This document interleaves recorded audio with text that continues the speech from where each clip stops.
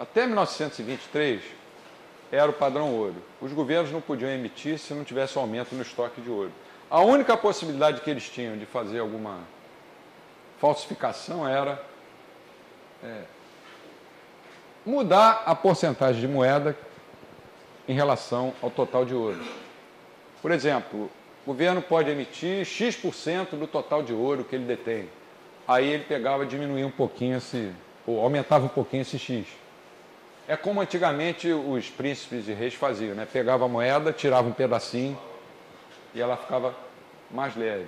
Mas aí em 1923 houve uma grande discussão. Depois da primeira grande hiperinflação da Alemanha, a Europa tinha que ser reconstruída, a Alemanha foi arrasada, teve uma hiperinflação que chegou ao ponto em que as cédulas emitidas pelo banco alemão, não era ainda o Bundesbank, elas só eram emitidas em uma das faces, a outra vinha em branco, porque se levasse mais tempo na Casa da Moeda para emitir, quando aquela moeda entrasse em circulação, o valor dela já seria milhares de vezes menor. Chegou a esse ponto. As moedas circulavam só com uma face impressa. E aí começaram a discutir, a gente precisa de dinheiro para reconstruir a Europa. E o grande bode expiatório da época foi o quê? A dívida da Alemanha. A dívida da Alemanha. E os outros países estavam interessados porque também estavam precisando de dinheiro, estavam precisando receber da Alemanha e estavam precisando reconstruir também. Aí, na Conferência de Genebra, em 1923, eles resolveram o seguinte, a coisa foi gradual. Agora, além de ouro, os governos poderão emitir com lastro também em libras esterlinas.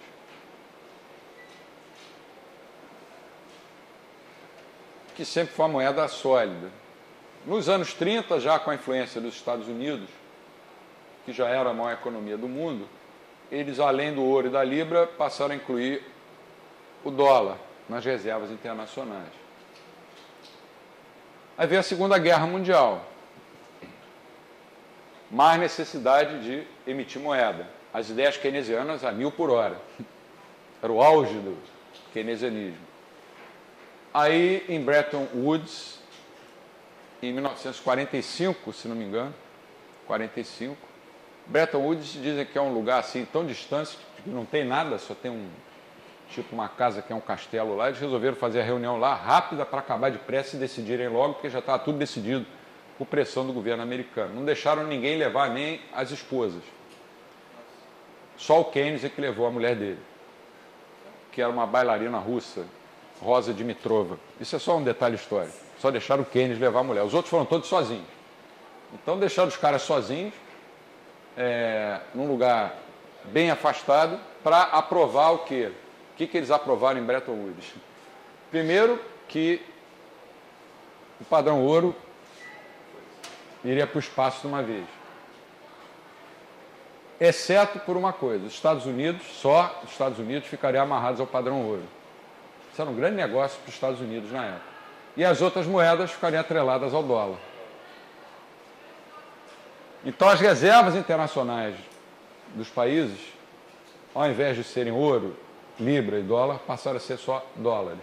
E em Bretton Woods optaram por um regime de taxas de câmbio fixas. Isso vigorou de 1945 até 1971. No dia 15 de agosto, o presidente Nixon resolveu que os Estados Unidos iam abandonar definitivamente o padrão ouro. Quer dizer, ele não resolveu mas ele conseguiu apoio no Congresso e os Estados Unidos abandonaram o padrão ouro. Aquelas reservas famosas lá de Fort Knox, né? Então, olha como a coisa foi se deteriorando. Era ouro, virou ouro e libra, depois ouro, libra e dólar, depois virou dólar. E em 71... em Bretton Woods também criaram o FMI. Qual a função básica do FMI quando ele foi criado? Como eles mudaram o sistema cambial para um sistema de taxas de câmbio fixas, o FMI ia entrar para garantir a estabilidade das taxas de câmbio no mundo inteiro. Quando o Nixon abandonou o padrão ouro, o FMI deveria ter sido fechado imediatamente. Perdeu todo sentido. Mas ele continua até hoje. Se eu dou consultoria de economia para alguém, eu vou cobrar pelos meus serviços. O FMI não. Ele ia dar consultoria para um país e ainda pagava para esse país. Tem alguma coisa de errado com isso. Além da composição do Fundo Monetário. Órgãos como Fundo Monetário, ONU, Banco Mundial, na minha avaliação, deveriam ser todos extintos. Se transformarem em grandes ONGs. ONGs oficiais, onde acontece de tudo. Nós tivemos na gestão passada na ONU, diversas denúncias de corrupção envolvendo o presidente. É presidente, não secretário-geral, e o seu filho, um dos seus filhos. Para que servem esses órgãos hoje em dia, né? Aí como é que passou a funcionar o sistema de 71 para cá? Câmbio flutuante. Para um austríaco, isso é bom, porque o câmbio flutuante, a taxa de câmbio é um preço. Preços devem flutuar, senão são pseudo-preços. Mas voltar ao padrão ouro hoje seria uma coisa que se teria que convencer os governos do mundo inteiro, que eu acho praticamente impossível. É impossível voltar ao regime do padrão ouro. O padrão ouro seria uma coisa muito cara também, né? Por isso que o Hayek fala no livro dele de Estatização do Dinheiro que o ouro não é a solução, que o ouro pode ser manipulado também. Ele pode, por exemplo, um país pode minar ouro de outro país. Mas aí eu acho que ele... A desestatização da moeda e coloca que o ouro não é a solução. O Hayek era... Eu concordo com o Hayek nessa. A impressão que dá, desculpa cortar, mas a impressão que eu tenho é que, na verdade, o padrão ouro, ele tem por trás dele um leve direcionamento de violência, de coerção, porque você está impondo um padrão. Quando você fala em desestatização da moeda, me parece realmente um sistema de muito mais liberdade. Para nós é. Ele dá alguma garantia, uma garantia muito maior que a simples fidúcia de um governo. Nossa, é uma outra coisa, sem dúvida. Mas a verdadeira liberdade passa pelo free banking, na minha opinião. Eu concordo nessa contigo. aula me pareceu bem claro isso. Eu concordo com você. Do ponto de vista... Uma moeda boa, de fato, no free bank ele vai Isso. Como moeda a ser escolhida. Como a moeda a ser escolhida como lastro. Vai se juntar as outras moedas e... Vai ser imposta, vai ser aceitável pela... Eu acho que dessas soluções todas, na minha avaliação, como uma pessoa que defende as liberdades individuais, o free banking seria a melhor solução.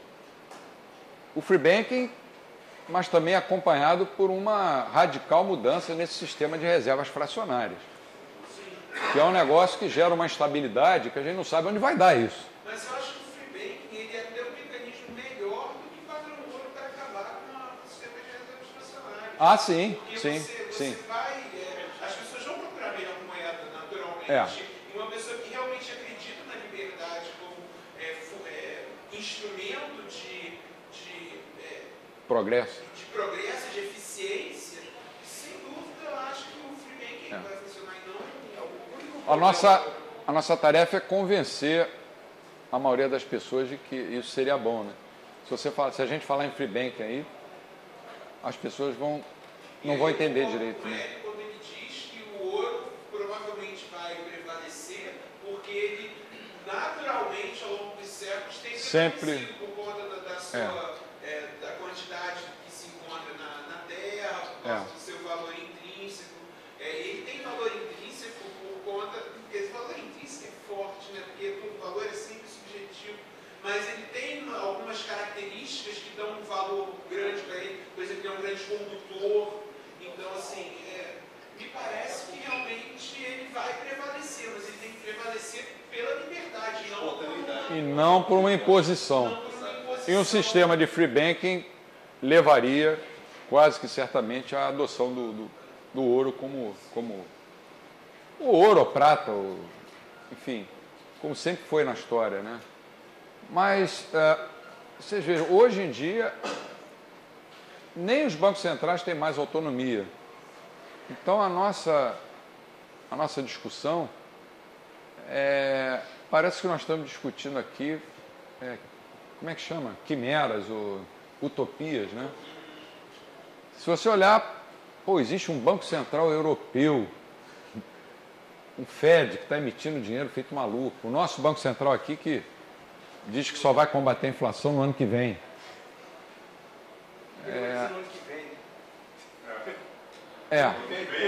Não, isso ele falou no início desse ano. A inflação está ameaçando subir. Não, isso aí não é preocupação. Ano que vem a gente se preocupa com isso.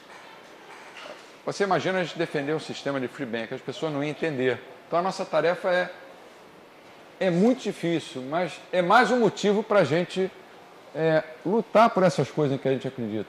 Quer dizer, por que você vai impor existência no Banco Central? Que para mim é o pior dos três sistemas. Por que você vai aceitar o monopólio de emissão de moeda de dinheiro? Aí, em segundo plano, por que tem que ser obrigatoriamente o ouro? Como você falou.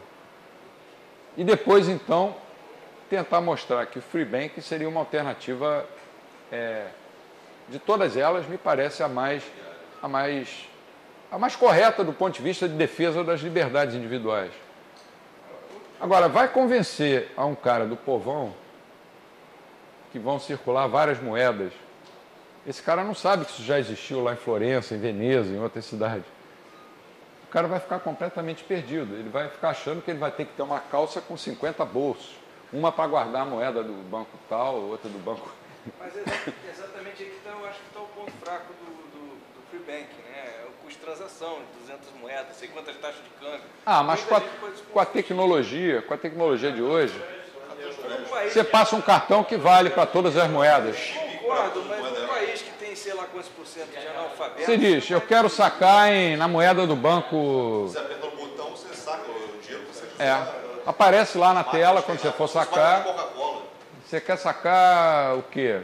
Como aparece? É débito ou crédito? Aí você bota lá. Ou então, você quer sacar na moeda do banco A, do banco B, do banco Z? A tecnologia resolve isso. Que talvez hoje ia surgir bancos que lidam com moedas dos outros bancos, nem tem moeda própria. São especialistas justamente em vender essa praticidade toda. Provavelmente, o Hayek coloca isso no livro dele, provavelmente esse sistema de vários bancos ia convergir no final para um. Mas ele não ia ser mais monopolista por lei. Ele ia ficar sujeito a que surgissem novos bancos. Se ele começasse a emitir moeda para atender a interesses políticos, ia aparecer um competidor e a moeda dele ia se desvalorizar perante a moeda do competidor. O que eu acho absurdo é você ter um monopólio de emissão de moeda, como eu acho absurdo o monopólio da Petrobras ou de qualquer outra empresa estatal. Você está criando uma coisa para favorecer um grupo. O petróleo é nosso. Era o grande dilema dos anos 50. Parece que isso voltou hoje. O Banco Central é nosso? Não, não é nosso. É do pessoal de Brasília, que manda nele.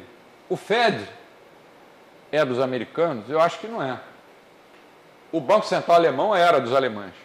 O Deutsche Bundesbank era dos alemães ocidentais. Porque o Adenauer, quando acabou a Segunda Guerra, resolveu montar um sistema para reconstruir o país. Foi assessorado por um economista austríaco muito respeitado na época, Ludwig Erhard, né?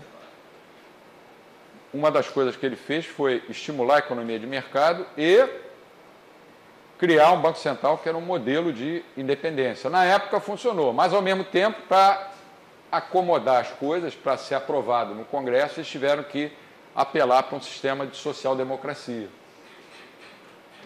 que acabou contaminando o resto da Europa.